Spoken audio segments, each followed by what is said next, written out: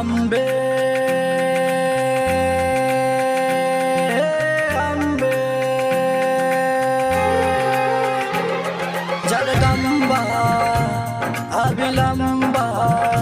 हम द्वार पर पड़ल छी नींद में सुतल छी हम द्वार पर पड़ल छी नींद में सुतल छी अम्बे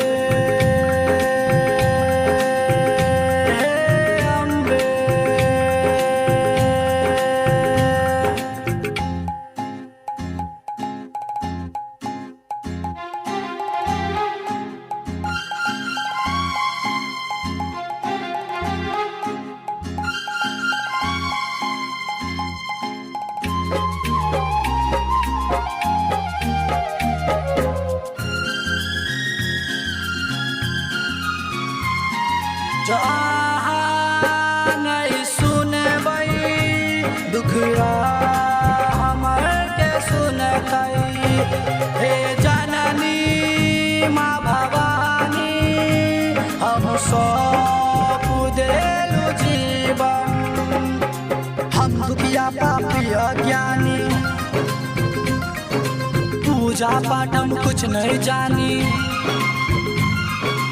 हम दुखिया पापी अज्ञानी पूजा पाठ हम कुछ नहीं जानी छोड़ो नहीं चरण के हम द्वार पर पड़ल छी नींद में सुतल छी अम्बे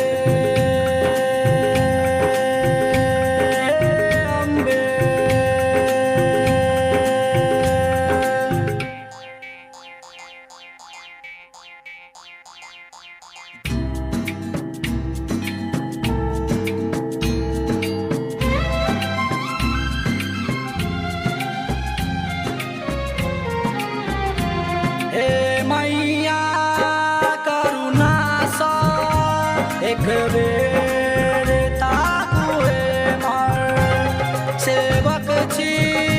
आगे हम सौंप देलु जीवन किए नाम कहते रबै आदित्य के दर पढ़ते रबै किए नाम कहते रबै आदित्य के दर पढ़ते रबै आबू नयन गारू हम द्वार पर पड़ल छी नींद में सुतल छी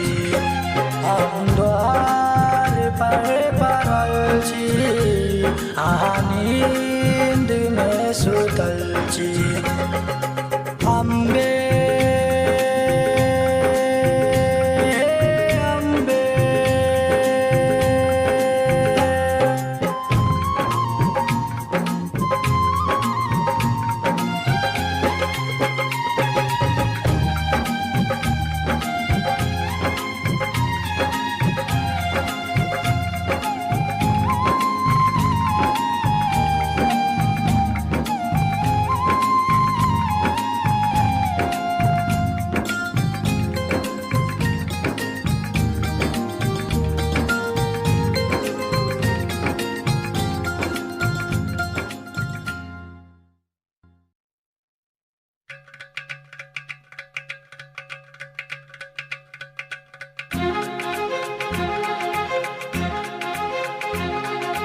अम्बे